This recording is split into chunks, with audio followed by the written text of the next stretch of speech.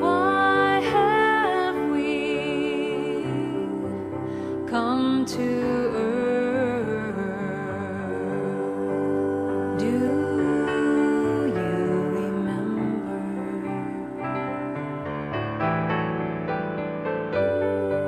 Why have we taken birth? Do you remember?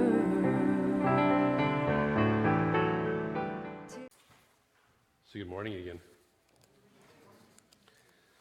So does everybody, before we get started, does everybody have a little piece of just kind of this kind of paper and then a card? Did you get that when you came in? Anybody not get that? The ushers can bring them forward if you don't. Damien needs one in the back there. And everybody have a pen or pencil or something to write with. Anybody need that? Cool.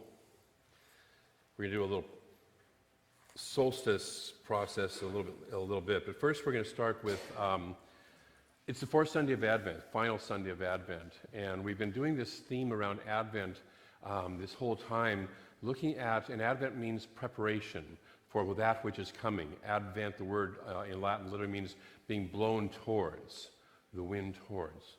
And so what is it that we're preparing for?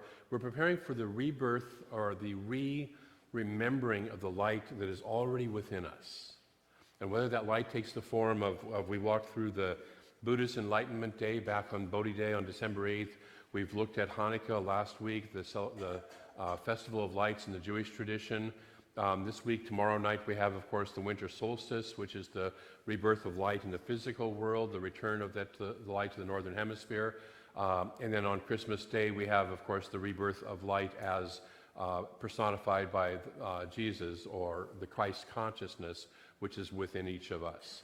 And so all these themes of light being reborn or returning are what we've been preparing for. And looking at that, of course, because it's not just that in the outside world or a guy a couple thousand years ago or 2,500 years ago in the case of the Buddha, but where is that within me today? Where is that happening within me today?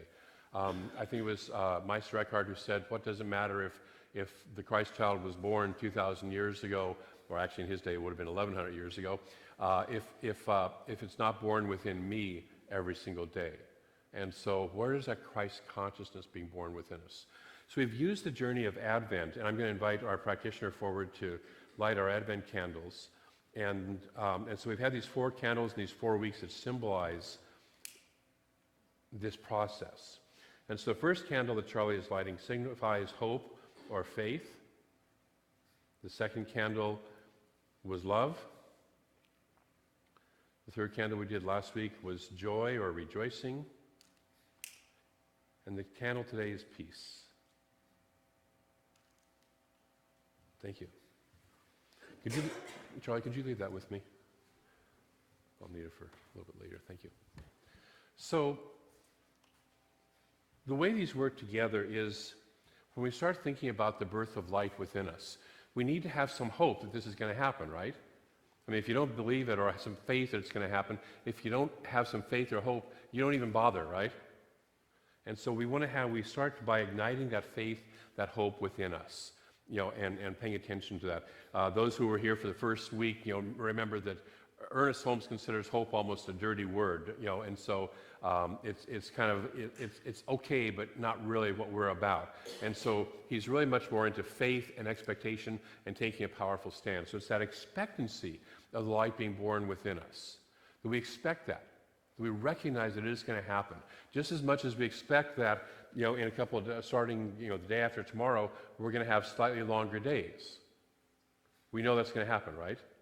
We're expecting that to happen. And so it's with that same expectancy that we expect this light to be born within us because we're calling it forward. We're declaring it to be so. The second candle then is the candle of love. So we open up and allow the nature of God, which is love, the nature of that light, which is love, and we also allow ourselves to love that light within us into being, into expression. So we allow that love to allow that flame to come forward within us. The third candle we looked at last week then was joy. Once we experience love, the expression of love into the world is joy.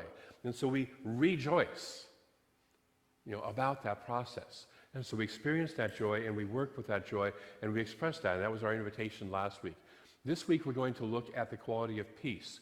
Because once we have experienced that love, once we have experienced that expression of joy, we move into a sense of deep peace. Peace is knowing that we are loved. We are loved. When you think of that for a moment, if you just remember that you are absolutely immersed in a field of infinite love, your soul finds a place of peace. Your heart finds a place of peace, right? And so we remember that. So Ernest Holmes reminds us that the original life is peace.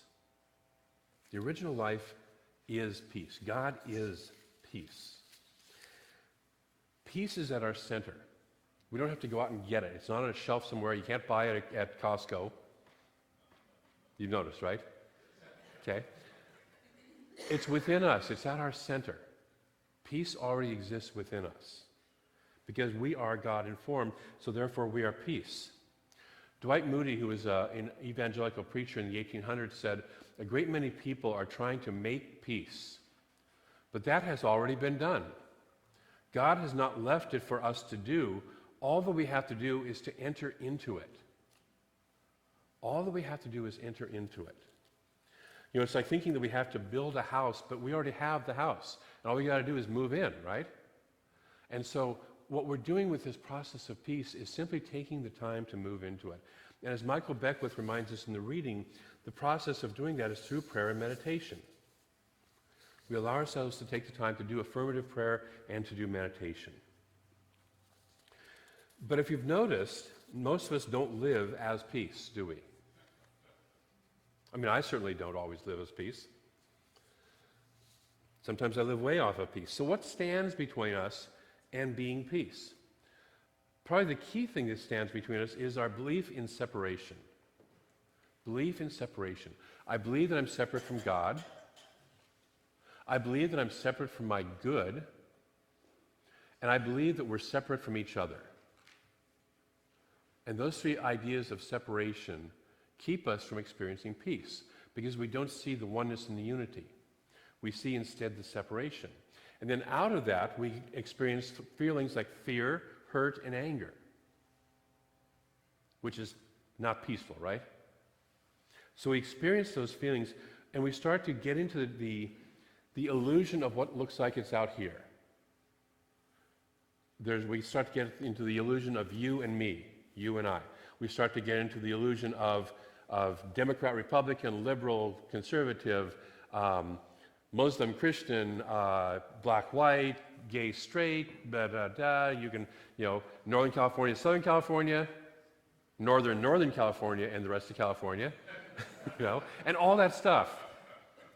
49ers, Seahawks, whatever, So we find these ways to separate and buy into them, and we dissolve the peace that already exists within us because we're paying attention to this external appearance of difference. Now there's the awareness of individualization. You and I are individualized expressions of the divine, and it's good to know that, right? It's good to know that I and Joanne right there are individual expressions of God, so we don't think that we're the same person. Okay? But if you drill down underneath that, at some point in time, some point in that drilling down, we find out that there is a unity between us.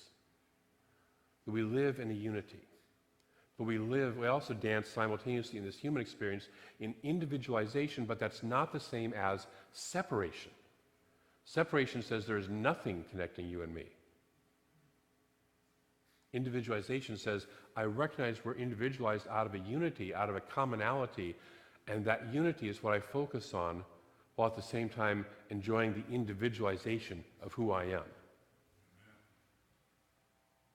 Another thing that stands between us and lack of peace is simply lack of awareness. Lack of awareness that peace is within me. And so I'm waiting for somebody or something out there to bring peace. And whether I'm waiting for Jesus to come back, whether I'm waiting for the leaders of the world to get it together finally, have you noticed that over all the millennia that we've been in human existence, they haven't really got it together. Okay? But we wait, and we keep hoping the next one will do it. I'm absolutely certain that the next one will do it, aren't you? Okay? Or for some circumstance to happen, we keep waiting. So there's this lack of awareness of peace is within us, and so we don't operate out of that. And then finally, the last thing is, and I'm guilty of this, laziness of practice. We just don't do the practice that keeps us in peace. We don't take the time for the meditation. We don't take the time for the prayer. We don't take the time for the awareness. We don't do the hard discipline of looking at the situations that look like separation and say, where is the oneness in this? And how can I be a place of peace in this? So these things keep us separate from peace. Jesus in Matthew tells us, therefore I say to you, and many of you have heard this first part in religious science, therefore I say to you, anything you pray for and ask, believe that you will receive it and it will be done to you, be done for you. Okay? So we talk about that a lot in religious science, don't we? You hold it in mind, manifest it, pray for it, do our affirmative prayer, believe it, it's going to happen, and it's going to happen. How many of you have had a different experience? You've prayed for something and it hasn't happened.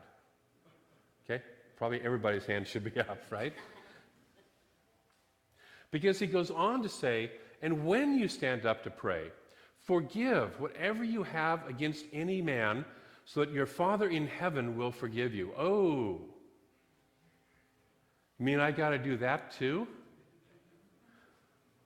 We forgive so that we can be clear conduits of the divine. Wherever we haven't forgiven, wherever we're holding on to a resentment is an energy blockage, and the universe cannot give us what we want through that energy blockage. Am I willing to forgive? Am I willing to release that which no longer serves me? And he says, but if you will not forgive, even your Father in heaven will not forgive you. Now, understand that Jesus is talking to people who have a personified God. They don't understand quantum physics back in his day, right? They haven't figured that out yet. Okay? So he can't talk about laws and principles and the flow of process. So he has to talk about this personified God, the Father in heaven will not forgive you. What he's really saying underneath that is that high essence of ourselves, that which will give us anything we want, can't do it because we have a blockage through our unforgiveness, through whatever we're holding on to, for whatever's in the way. Okay? Take a breath with me. So we're going to practice a practice today of doing a little bit of letting go. Because as we hold on to anything, this is where one of my favorite Ralph Waldo Emerson quotes comes in. Get your bloated nothingness out of the flow of the divine circuits. Okay? And wherever we're hanging on to unforgiveness, it's bloated nothingness. It's bloated nothingness. And we may say, yeah, but you don't know what that person did to me, or more often, you don't know what I did that still is unforgivable. Okay, because oftentimes the person we need to forgive the most is ourselves. Okay? The answer is that God so loves us that there is nothing that is not unforgivable. God doesn't hold anything against us. We hold it against ourselves, and so we don't get to experience the fullness of God. Okay? And so the invitation is for us to stop holding on to this bloated no-thingness and to become aware of who we truly are. And this is a transformational process. See, we can do two things with our lives if we're conscious people. We can start to transition our lives into something better. And that's working with what we have, trying to rearrange the furniture on the deck of the Titanic in a way. Okay? And we can make our lives better while the ship is still sinking, or we can transform, which means we wake up and realize we're actually not on the Titanic. We're standing on solid ground without a bit of water near us. That's transformation. It's where we recognize who we truly are and what universe we're truly living in, what consciousness we're truly living in. So when we do that, we can start to look at the stuff that we hang on to and say, yeah, but that person, that situation, that thing did this to me, or I did this to them, and start to recognize, wait, this is a dream, this is a process. We've chosen to live in this dream and play in this dream, But there's something deeper, bigger, and more wonderful that is the real truth of us. Okay? So that's my invitation as we do forgiveness, is we start to remember the truth of who we are. We are God in form playing. And know that all is well and I am taken care of. How would that feel? Okay? I would feel at peace. I would recognize that I'm immersed in love.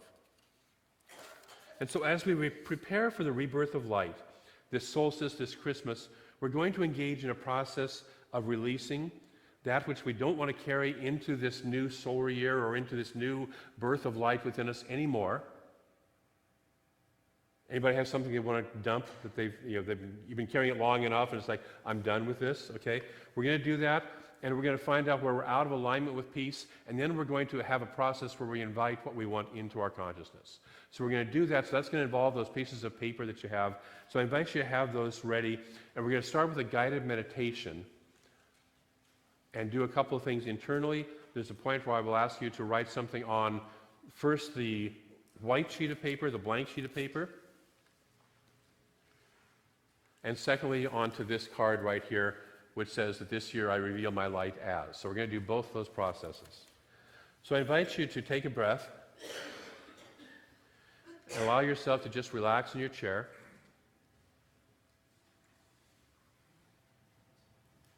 And if you're comfortable with that, gently close your eyes.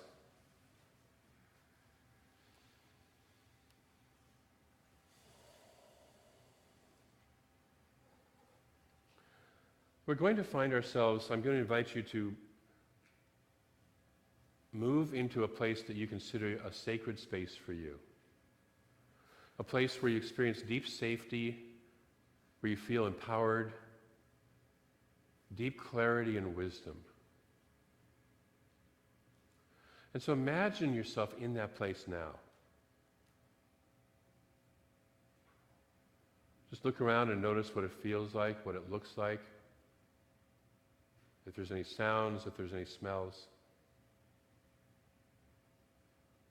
Perhaps reach out and touch something in this space just to feel what it feels like.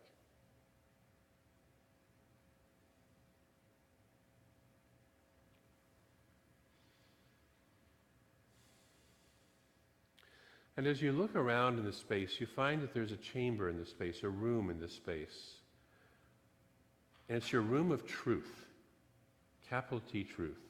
That when you're in this room, in this place, you experience that capital T truth the most deeply, the most clearly. And so I invite you to step into that space now, this room of truth.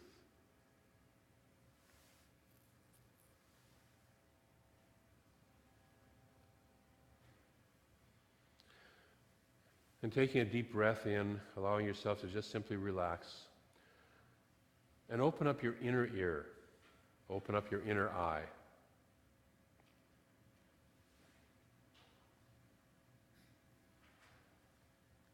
And in this room of truth, you're going to ask a question.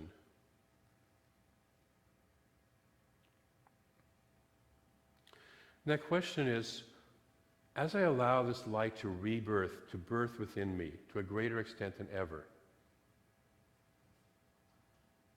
what does that look like in my life this coming year? What is the nature of that light this coming year? Is it to be more loving and more peaceful?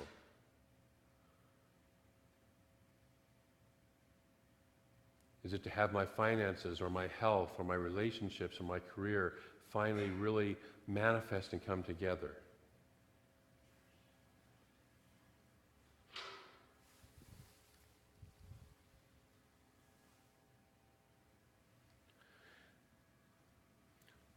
Is it to step out into the outer world and be of greater service?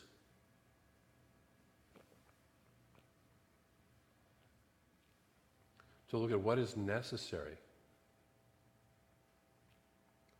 How does this light want to be birthed within me? What is its nature? What does it want to express?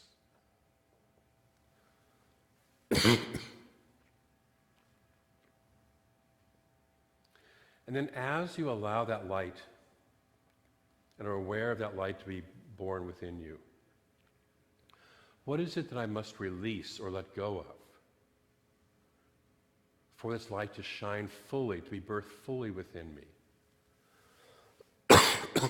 Excuse me. What am I holding on to that no longer supports me, that I am willing to release and let go of completely for good?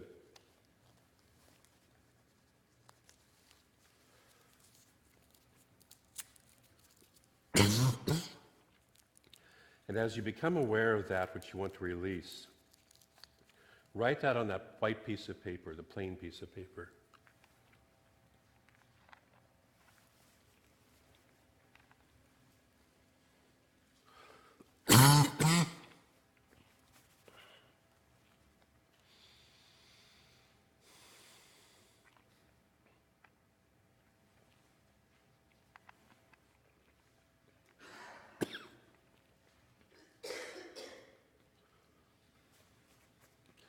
As you write it on that paper, let all the energy of that word, of that circumstance, of that situation move into the paper itself. So it's not just a word on that paper, but it's the embodiment. That paper itself is the embodiment. So it no longer lives within you. It is now completely into this piece of paper.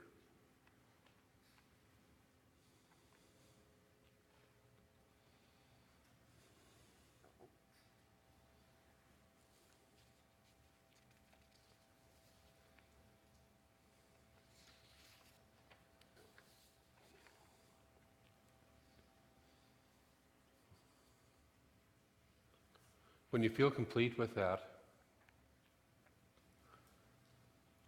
let your consciousness be fully present in your room of truth. You're going to ask one more question. And that question is, what is needed to support the birth of greater light in my life? What is the quality that I need to let come forward? And write that on that other piece of paper.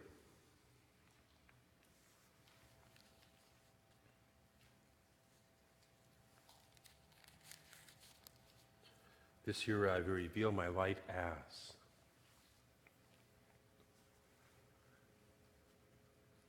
What is it that I'm allowing to come forward? What is the God quality?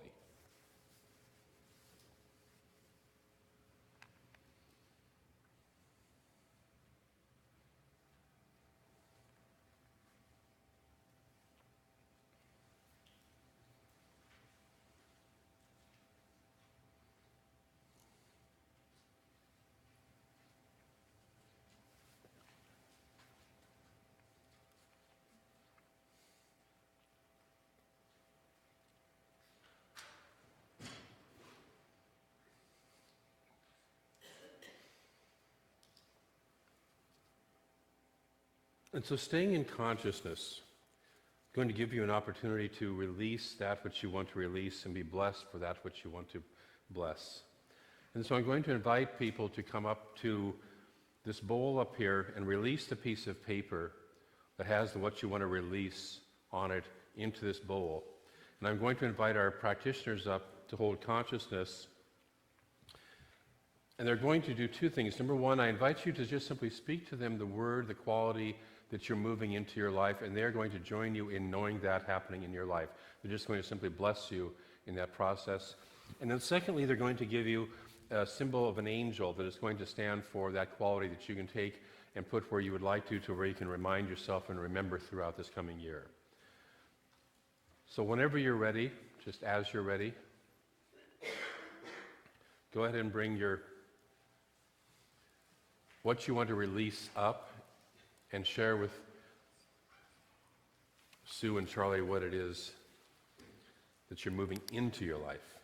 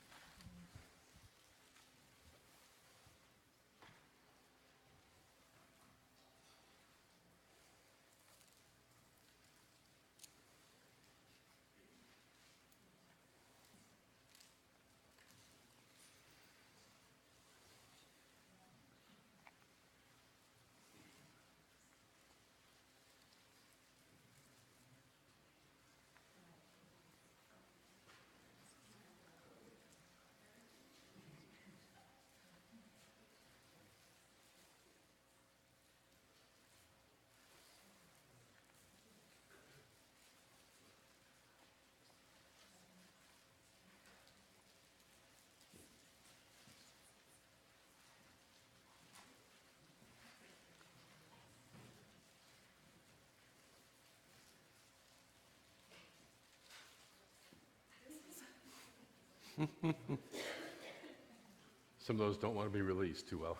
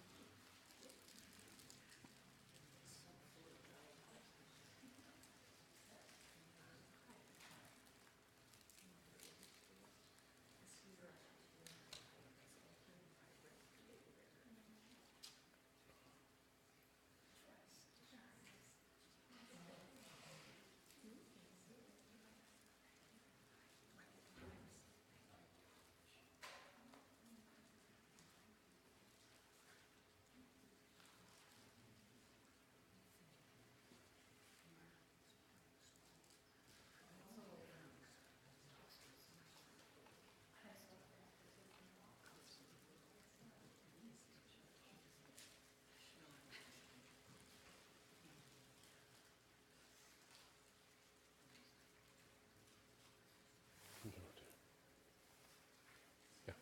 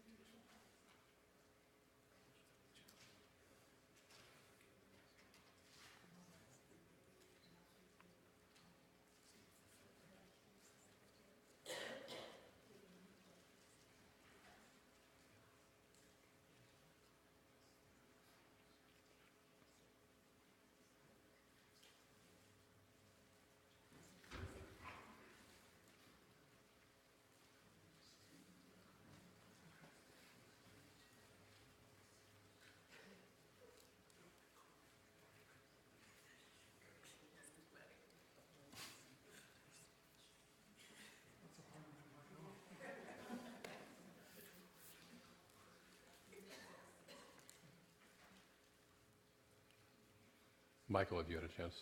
Bordeaux?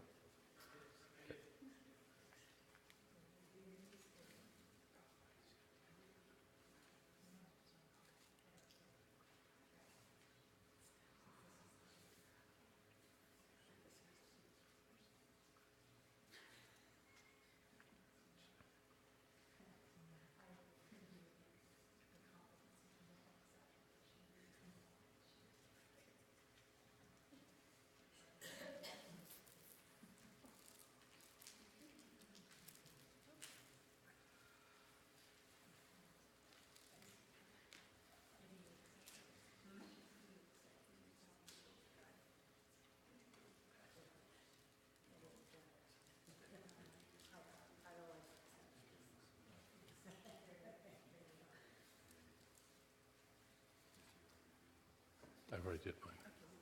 Yeah, and did you do yours? Okay.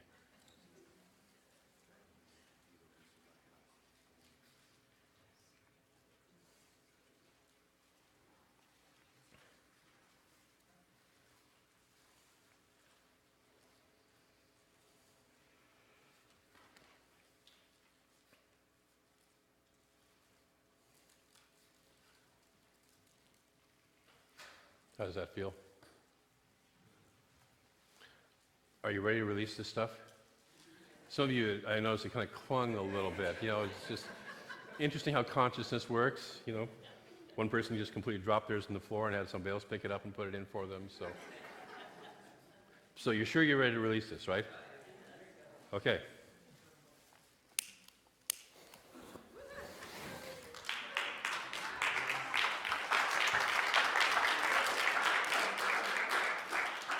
You're done. Okay? So whatever story you have been telling about that in the past, you're no longer talking about it. You're no longer telling that story. We good with that? All right. So your new story is the one that you wrote on your card and claimed instead. That's your new story. That's what you talked about. That's what you put your attention on. That's what increases. Was there anything left in here? No, good. So this can be just a little symbol, fun little process. Or it can be something that you really truly do say, you know, I am done with that. And I will not tell that story ever again. I will direct my attention where I want to go and stand firm in that. And so that's my invitation for this year, is that you stand firm in that this is where I'm going. And I'm not talking about that anymore. And if you're like me, once in a while you'll slip and catch yourself. And I have all caught myself and then stopped in literally mid-sentence and said, you know what? That was the old story. I'm not talking about that anymore. So I invite you to whatever you need to do that, all right? So this week, just two practices. Number one, embody peace by turning from external circumstances and finding it within yourself. You are peace already. You are peace already. And so just remembering that. And then secondly, saying yes to the light that is being reborn within you this week. So we've done all this preparation work. Say yes to it. Allow it to happen. Finish the process, complete, and let it happen. I want to close with a quote from Michael Beckwith. Peace is a quality of the Spirit that is everywhere present. Peace is what you are called to reveal first within your own consciousness and then in your own world. All the peace you could ever desire is already within you. You contact this peace through meditation and affirmative prayer. So I invite you this week to contact that peace, to connect with that peace, to connect with that light within you, and to be that light. So let's pray. I recognize there is one presence, one infinite presence, pure love, pure light, pure good, pure peace. That presence is the truth of all life. That presence is everywhere present.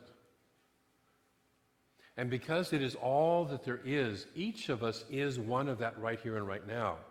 We already are that presence. We already are that love. We already are that light. We already are that peace right now. And so I speak my word that as we become ever more aware of that, as we open up to that, as we throw away the old stories and speak the truth of who we are, the light of who we are, and shine that light on the truth of who we are, that our lives are blessed, and then our lives bless other lives, and in a cascading effect, light this world with love, with joy, with faith, and with peace. So that we recognize that we are, each of us, the light of the world, and we are collectively the light of the world. And for this I'm so grateful, for this light that we shine, for this blessing that we give and radiate, and for this blessing that we receive back, because as we shine our light out into the universe, it shines right back to us. For all of this, I'm so grateful. And so I release the word, this word spoken into a law that moves it into form, moves it into expression in our lives, right here, right now, in the most beautiful, perfect ways possible. And so it does, and so it is. Thank you. love.